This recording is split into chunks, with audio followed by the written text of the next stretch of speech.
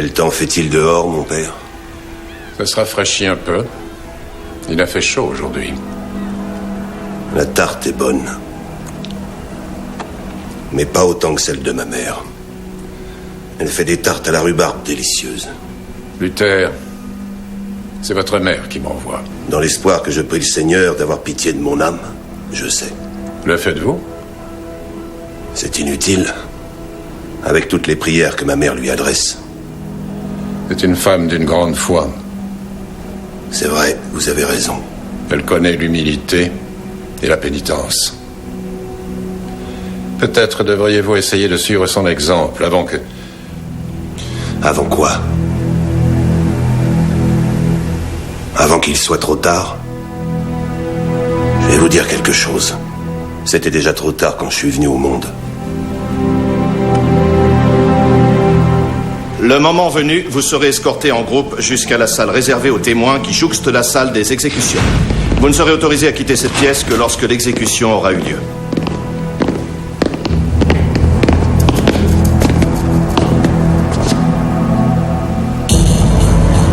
C'est le moment, Luther.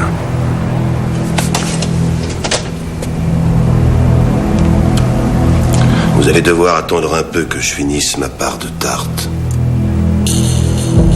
Aucun appareil d'enregistrement ne sera autorisé. Vous disposerez de bloc-notes et de stylos pour noter vos observations.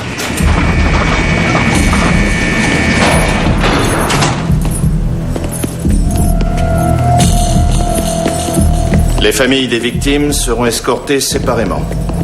Il y aura 2 gardiens-chefs de prison avec vous dans la pièce pour y maintenir l'ordre.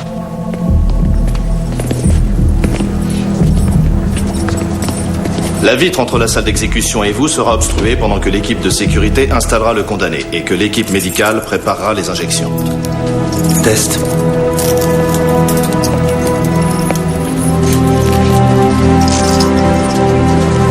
Le condamné aura 2 perfusions. Test. Une à chaque bras. Celle supportée par le bras gauche ne servira qu'en cas de dysfonctionnement de celle installée sur le bras droit. Les injections se feront en 3 étapes. Le premier produit est un sédatif qui plongera le condamné dans un état d'inconscience. Le deuxième est un relaxant musculaire qui stoppera la respiration. Test. Et le troisième est destiné à arrêter le cœur. Les injections ne durent que 2 minutes. La mort survient peu de temps après.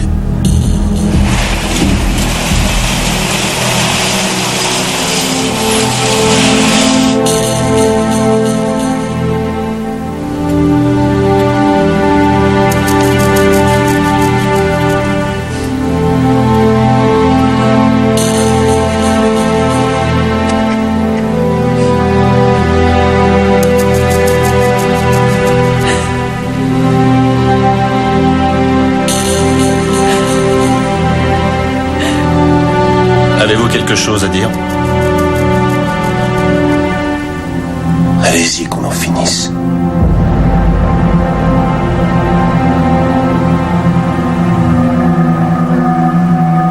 Allez-y.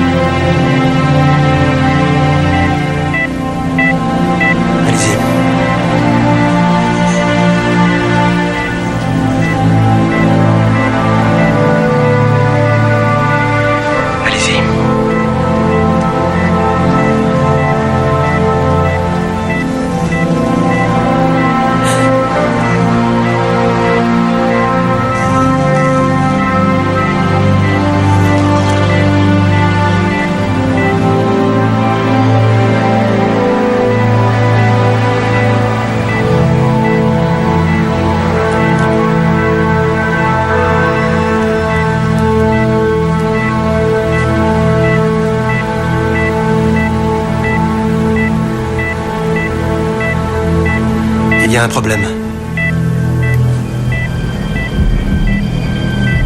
L'activité cardiaque n'a pas cessé.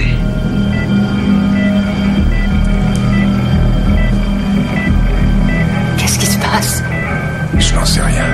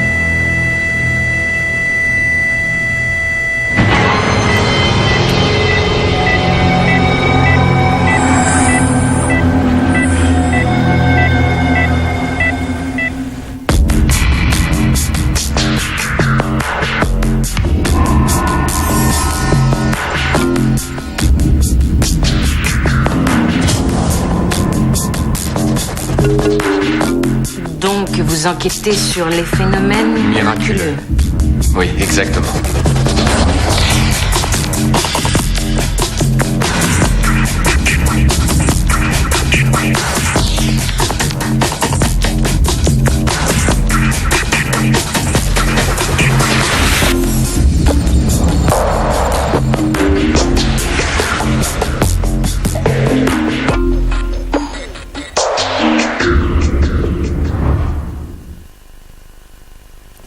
Vous y avez assisté? Oui, sa mère est l'une de mes paroissiennes.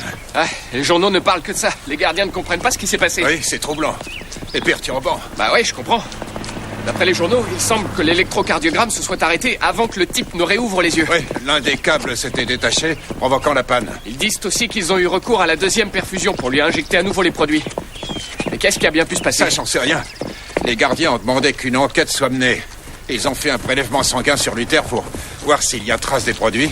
Seulement, ils n'auront les résultats que dans un jour ou deux.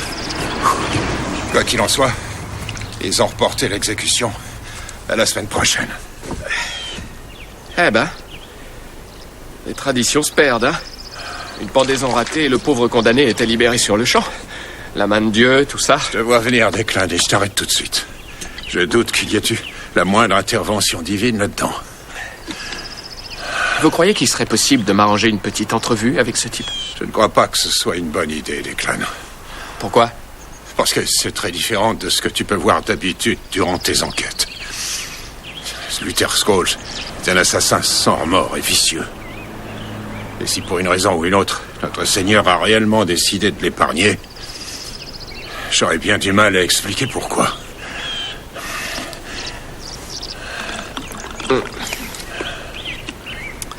C'est tout de même étrange, cette histoire, non? Allez. Le voilà.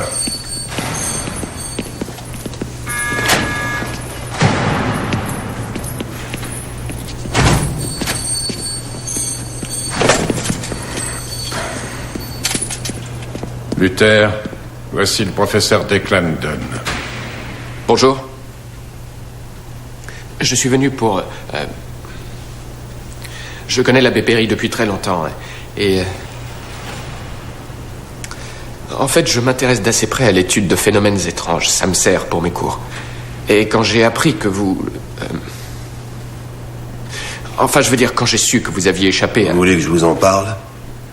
Oui, oui. C'est bien ça. Quelqu'un a dû mal faire son travail. Cet endroit est tenu par des bons à rien. C'est tout juste s'il n'oublie pas de fermer les cellules le soir, alors pour ce qui est des exécutions.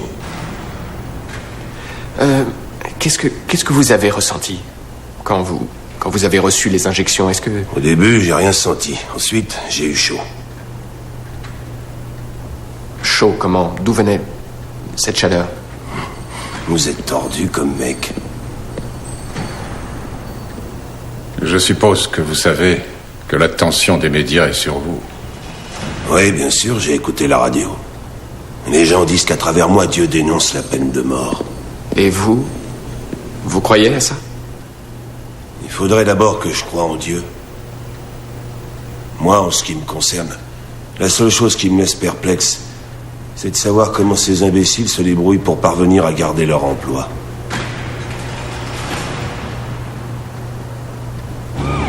Et figure-toi qu'aussi bien la mère de la victime que la victime elle-même travaillait ici, dans cet hôpital. Je sais. La mère était infirmière, sa fille une interne de 2e année. Ah oui? Ouais. Tu les connaissais? Uniquement de nom. Mais je connaissais des gens qui travaillaient avec elle. C'était des femmes très bien, brillantes, sympathiques. Elles projetaient d'ouvrir un cabinet toutes les deux. Tu sais, la mère en tant qu'infirmière et la fille en tant que médecin. Ah. Catherine, la fille, venait de sortir d'un café. Et Luther Scholes l'a vue aller à sa voiture. Il l'a kidnappée et il l'a tuée. Dieu. Oui, la nouvelle a choqué tout le monde ici. Sa mère, Carole, était extrêmement appréciée. La nouvelle l'a anéantie. Elle a démissionné pour mettre toute son énergie à veiller à ce que Luther Scholes soit amené devant la justice. Quelle épreuve. Oui, et ce qui s'est passé hier n'a pas dû la rendre plus douce. Ouais, j'imagine assez bien ce qu'elle doit éprouver aujourd'hui.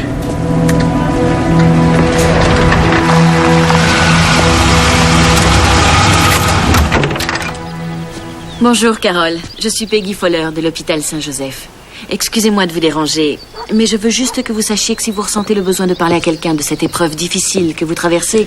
Bonjour, monsieur Singletary. Une psychiatre, chérie. Ah, de Saint-Joseph. Vous savez, les gens parlent encore beaucoup de vous à l'hôpital.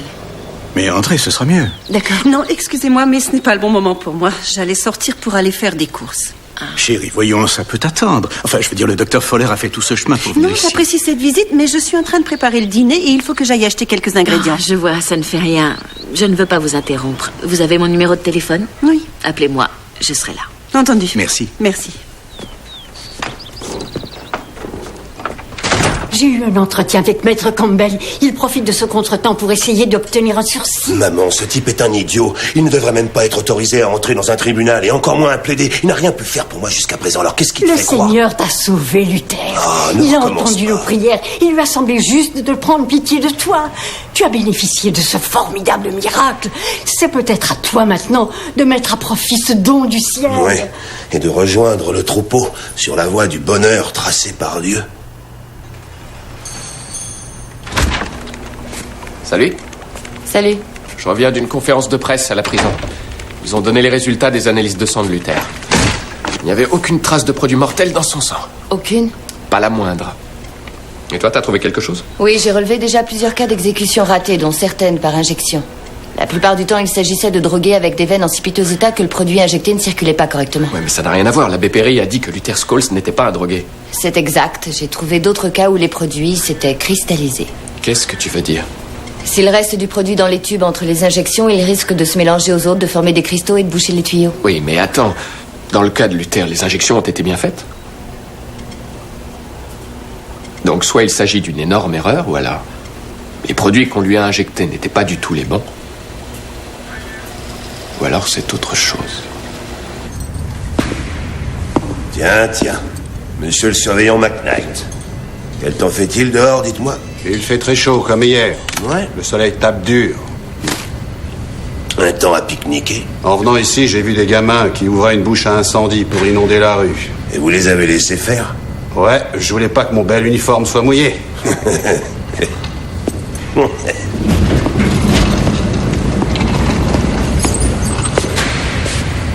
Ça s'est bien passé avec ta mère aujourd'hui? Qu'est-ce que ça peut te faire? Je suppose que t'éprouves une sensation de déjà-vu.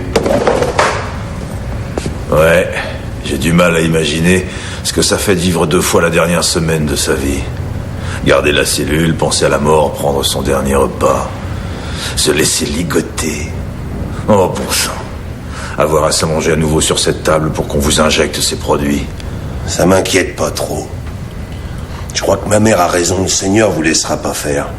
Il s'arrangera pour que ça foire une nouvelle fois. Ah ouais? Sache que si ça foire, je m'arrangerai pour te régler ton compte moi-même. Toi? Et crois-moi, je le ferai à l'ancienne. Je ne fiche pas mal que ce soit inhumain, je veux ta peau. Et comment tu t'y prendras? Tu crois que tu seras capable de m'envoyer une balle en pleine tête, hein? Je vais te dire un truc, mon gaillard. Tirer sur une cible en carton, c'est infiniment plus facile que d'abattre quelqu'un. Tu trembleras tellement que tu risques de te tirer dans le pied en sortant ton flingue. Il n'y a qu'un seul moyen de le savoir.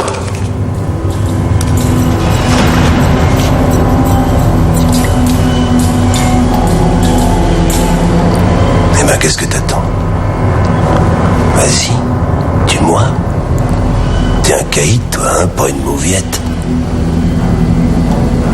Qu'est-ce que je te disais?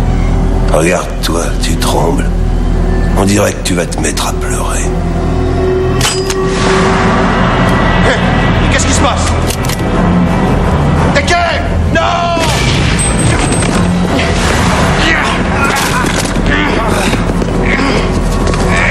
Lâchez-moi! Faites-le sortir d'ici!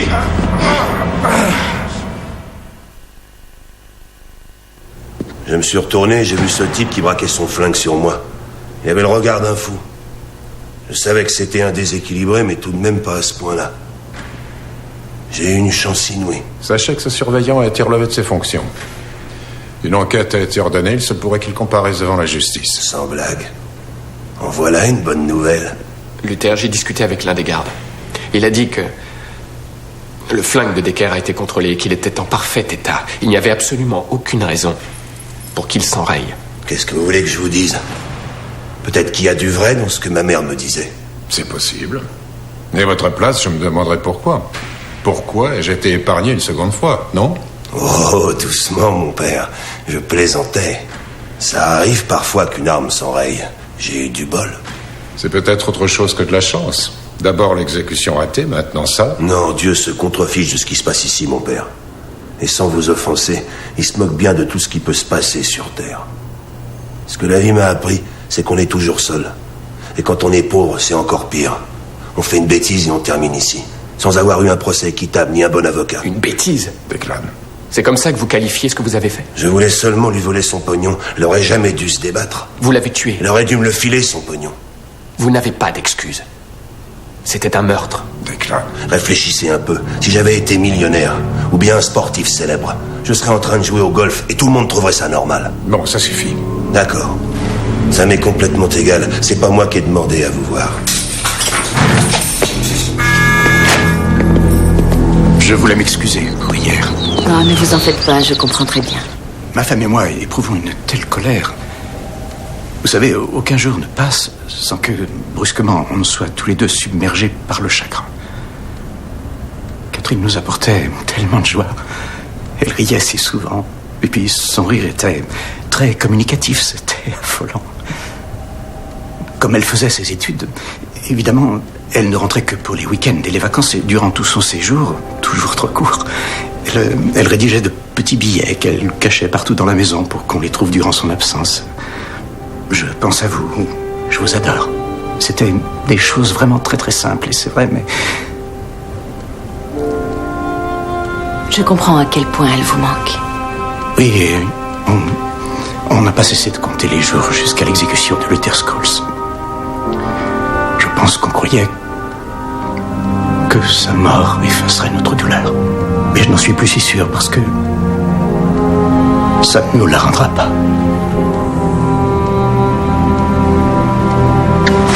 Je t'avais dit qu'il n'obtiendrait rien. Si c'était un bon avocat, il travaillerait pas pour des gens comme nous. Il a dit qu'il allait encore essayer de tirer quelques ficelles. Quelle ficelle? Maman, ce type ne fait rien. Rien du tout. Depuis le début, il te mène en bateau avec ses salades.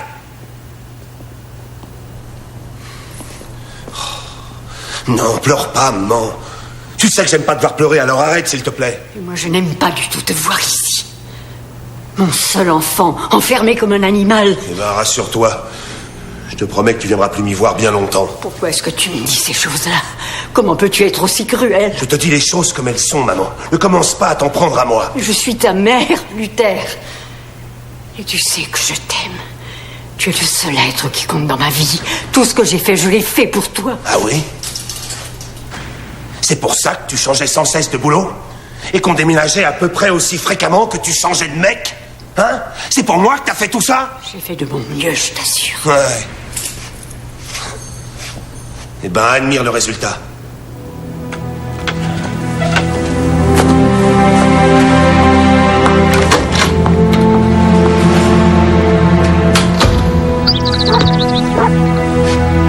Qu'est-ce qui se passe? Chérie. Oh, votre mari me montrait les photos de Catherine. Elle était ravissante. Et elle était musicienne aussi? Elle jouait du hautbois. Ça l'aidait à évacuer le stress des études de médecine. Elle faisait partie de l'orchestre municipal. Elle étudiait elle-même les arrangements de morceaux classiques pour cet orchestre. D'ailleurs, Carole lui avait envoyé l'enregistrement d'un de leurs concerts que la radio avait diffusé. Vraiment? Catherine était sur un nuage, elle était si contente. Tu te rappelles le nom de cette pièce musicale? Une symphonie de Dvorak. J'ai déjà vu plusieurs psychologues, Dr. Fowler. J'ai même suivi une thérapie de groupe. Bien, vous avez eu raison. Oui. On a besoin de personne. Mon mari et moi. Quand cette exécution aura eu lieu, on pourra enfin recommencer à vivre. Je comprends. Ah oui. Vous avez idée de ce que c'est que de perdre une personne aussi proche? Êtes-vous jamais rentré chez vous un jour comme n'importe quel autre jour en courant pour répondre au téléphone? Oui, un simple coup de téléphone. Et tout bascule. Tout à coup, votre vie est détruite. Si vous avez quelques brochures que vous désirez que je lise ou des renseignements sur les thérapies de groupe, vous pouvez me les laisser. Mais je n'ai vraiment pas le temps de discuter avec vous. Excusez-moi.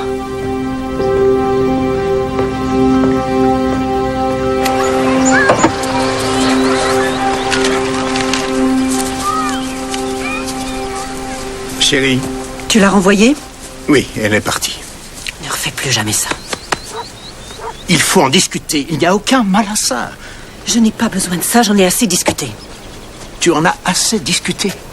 À combien de thérapies de groupe avons-nous participé? Tu n'as jamais pris la parole. Pourquoi diable faut-il qu'on revienne encore et encore là-dessus? Parce qu'on a encore un long chemin à parcourir pour s'en remettre. Non, c'est toi qui as du mal à t'en remettre. Moi, je vais bien. Non, c'est faux. Regarde les choses en face. Ça fait 9 ans maintenant. Et tu ne veux toujours voir personne. Tu ne veux pas qu'on sorte, tu n'as pas repris ton travail. Je ne tiens pas à reprendre le travail. Mais tu refuses d'expliquer pourquoi? Parce que je n'en ai aucune envie. Écoute, maintenant, laisse-moi tranquille, Alan. Si tu ressens le besoin de voir des psychologues, ne te gêne pas. Mais laisse-moi en dehors de ça.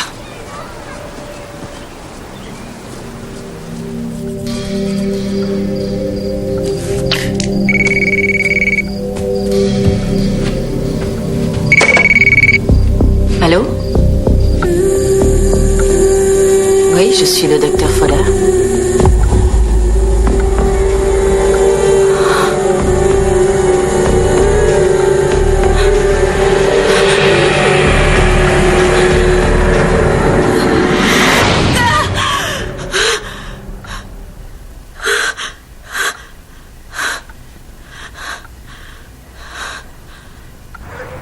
C'est bien vous qui, en principe, êtes chargé de commander les produits.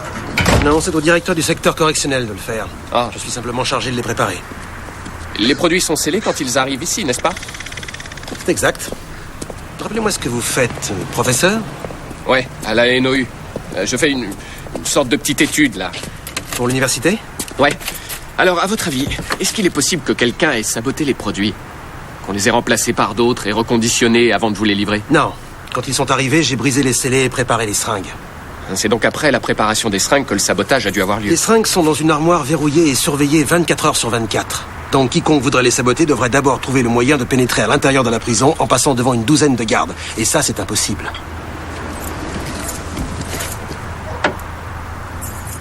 Mais si, il y a un moyen.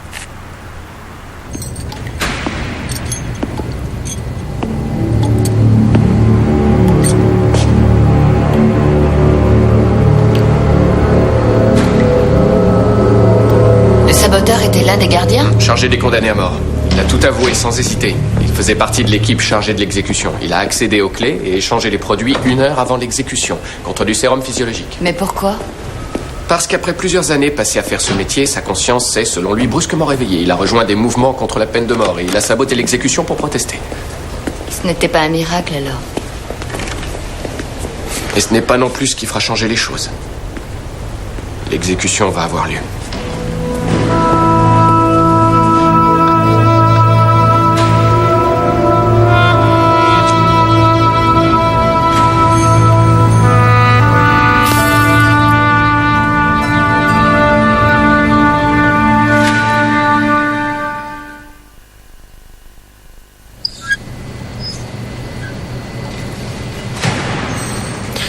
Ça doit être simplement un faux contact. De toute façon, on vous transfère dans votre dernière cellule. Occupez-vous-en.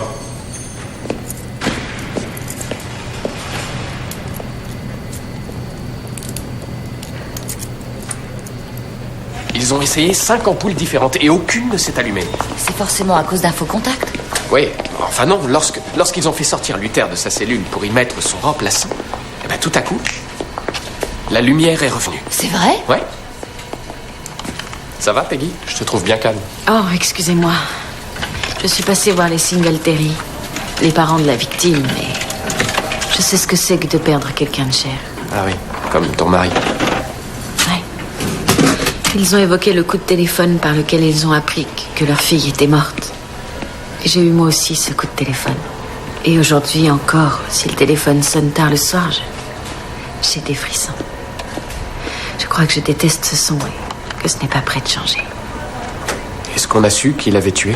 Bien sûr, c'était un jeune qui conduisait une voiture. Alors qu'il était ivre, son père était riche, il a eu un bon avocat. Celui-ci l'a parfaitement défendu et la sentence n'a pas été trop lourde. Son client sortira de prison dans 4 ans. Ces trucs bizarres me tapent sur les nerfs. C'était pas un problème de faux contact. La lumière est revenue à la minute où je suis sorti. Mais si c'est un message, comme vous avez l'air de le dire, qu'est-ce qu'il signifie? J'en sais rien. Le noir, ça évoque la mort, non? Cette nouvelle exécution sera la bonne, sans doute. Mais pourquoi m'avoir épargné les 2 autres fois? Peut-être que Dieu voulait vous donner une seconde chance. Une seconde chance? Je serai mort dans quelques jours, mon père. Si Dieu veut me faire sortir d'ici, il ferait bien de se dépêcher. Ce n'est pas à ça que je pensais. Cette seconde chance d'accepter la responsabilité de ce que vous avez fait. De cesser de rejeter la faute sur les autres et de reconnaître vos torts. Et de demander pardon.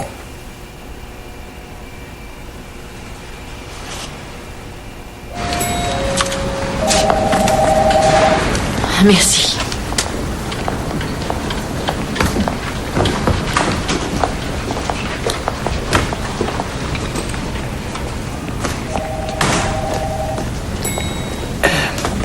Mon mari est parti. L'autre jour, après votre départ, on s'est disputé. Le lendemain, il est parti. Je suis vraiment navrée.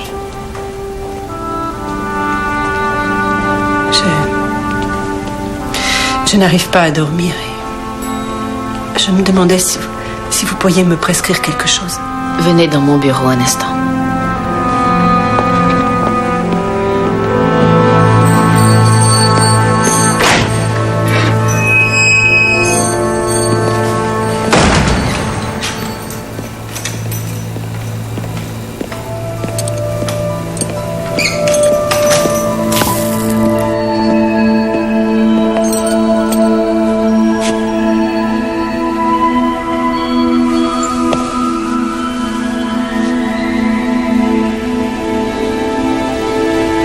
J'ai une mauvaise nouvelle.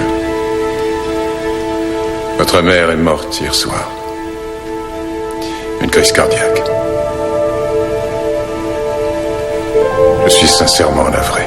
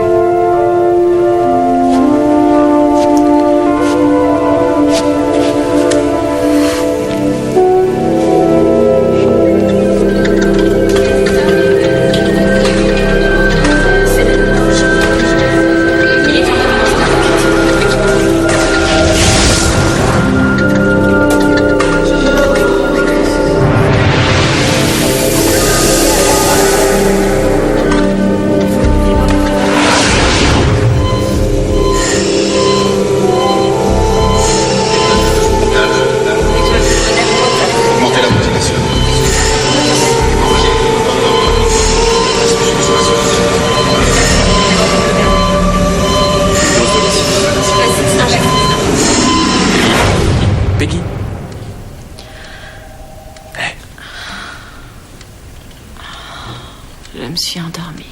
J'avais remarqué. Beaucoup de travail? Non, je suis juste un peu... Quoi de neuf? Luther Scholes a perdu sa mère. Hier soir, d'une crise cardiaque. Tous ses soucis ont fini par avoir raison d'elle. C'est un peu comme si, là encore, c'était lui qui l'avait tuée. Peggy, t'as vraiment l'air fatiguée. Je sais, en ce moment j'ai du mal à dormir. Je fais des cauchemars. C'est vrai? Oui, cette affaire a réveillé de vieilles choses qui hantent ma mémoire. Ce jeune qui a renversé mon mari. Je revois son visage. Aucun remords, aucune tristesse. Tout ce qu'il voyait, c'est que sa soirée était gâchée. C'est seulement après avoir fait 2 mois de prison qu'il s'est mis à pleurer et à demander pardon. T'as été le voir en prison? Non, je l'ai su par son avocat. Il m'a écrit des dizaines de lettres. Je ne les ai jamais lues. Je n'y arrive pas.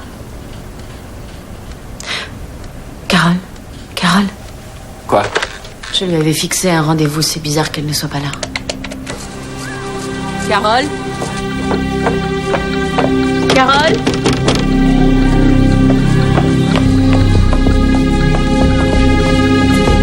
Carole? Hey! Oh mon Dieu. Carole.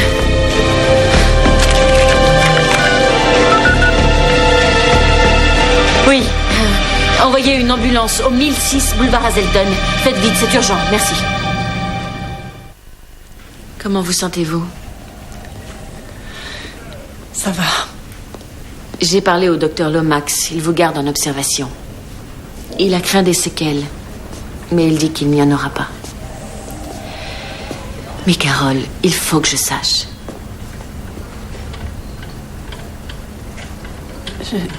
Je ne voulais pas mettre fin à mes jours.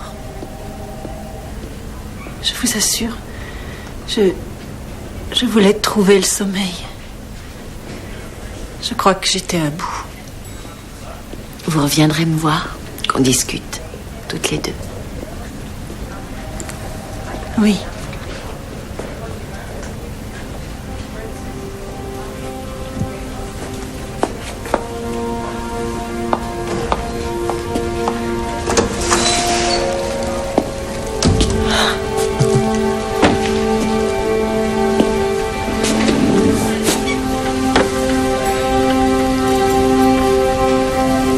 J'ai eu si peur.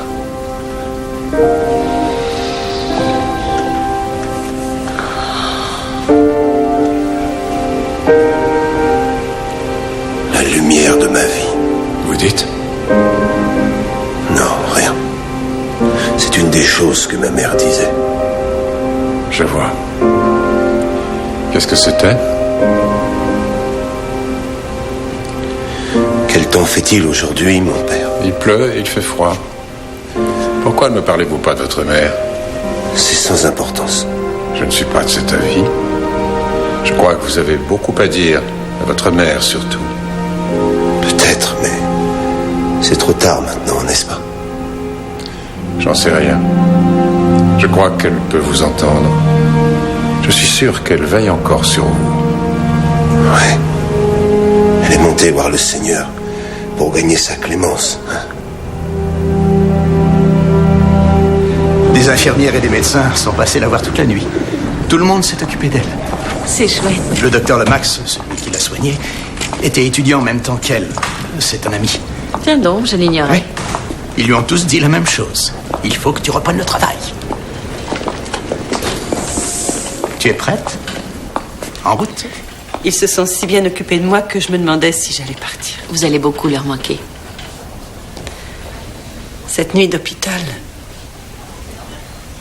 m'a soulagée. Je sais maintenant que je veux me reprendre en main. Mais pour moi, je pense que l'unique façon d'y arriver, c'est de le rencontrer. Face à face.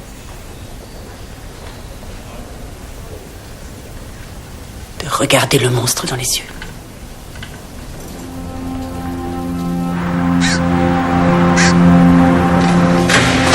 Si vous voulez mettre un terme à l'entrevue, dites-le nous. Les gardiens l'emmèneront immédiatement.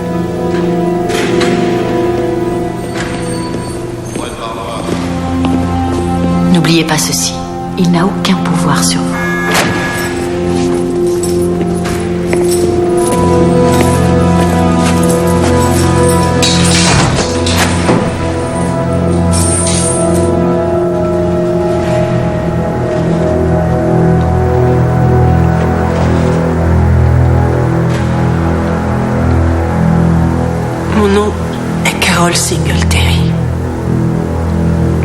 suis la mère de Catherine Singletary,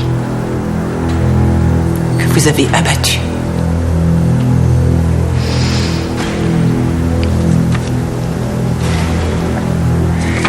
Une jeune personne, adorable, belle et intelligente, qui avait devant elle le plus beau des avenirs. Depuis le jour maudit où vous lui avez donné la mort, je n'ai pas cessé un seul instant de vous haïr. Je vous en voulais tellement.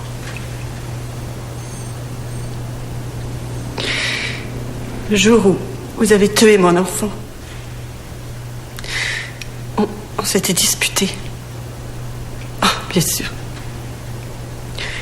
C'était vraiment ridicule, c'était stupide. Mais elle était partie en colère.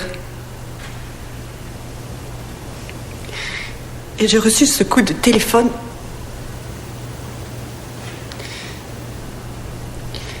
Je n'ai pas eu l'occasion de lui dire que j'étais désolée. Je n'ai pas eu la chance de lui dire à quel point je l'aimais encore. De l'embrasser, de faire la paix avec elle. Catherine était la lumière de ma vie.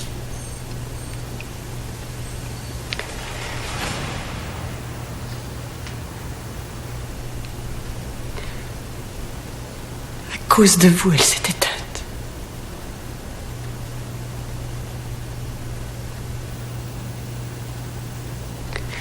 Je ne pense pas que vous sachiez ce que c'est que d'aimer quelqu'un à ce point-là. Et de le perdre si brusquement.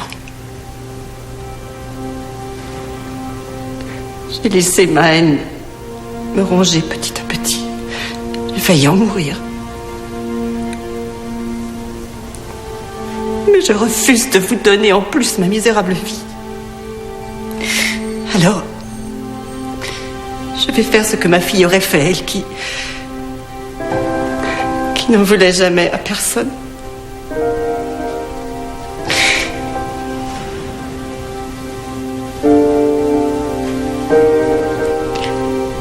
Je vous pardonne.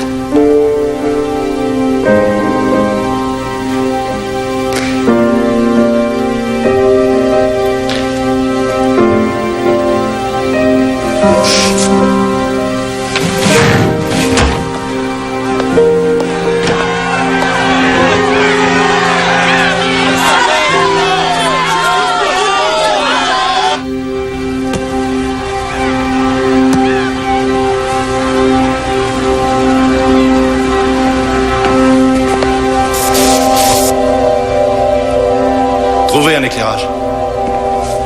Une lampe torche. Quelque chose qui fonctionne.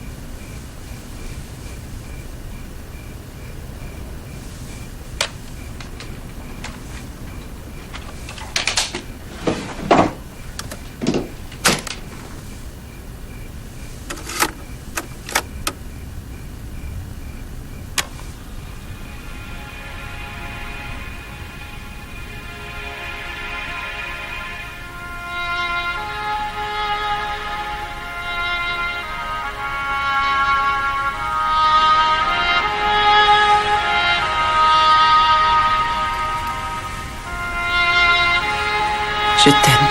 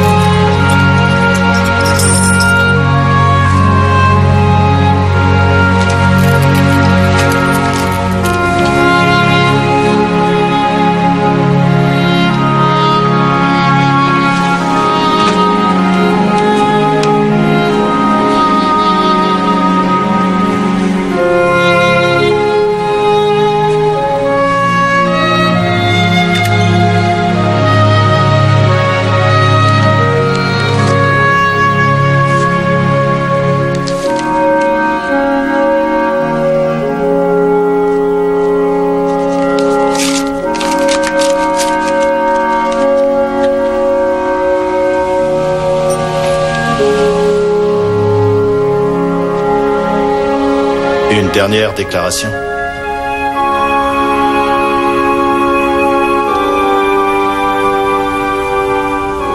Je veux que vous sachiez que je regrette sincèrement tout le mal que je vous ai fait. Et celui que j'ai fait à votre fille, qui était une personne admirable.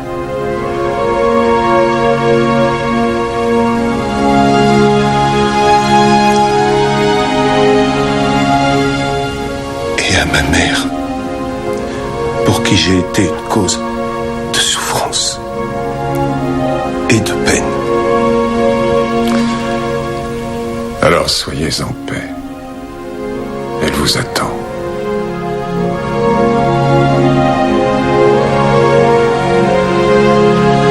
Allez-y.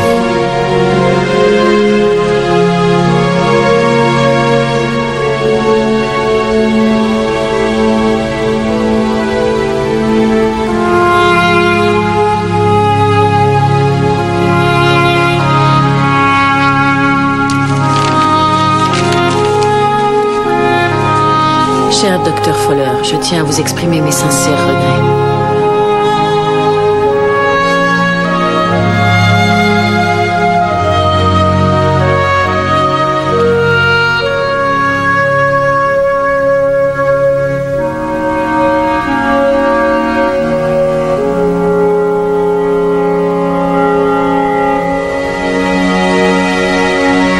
Heure du décès, 0h03.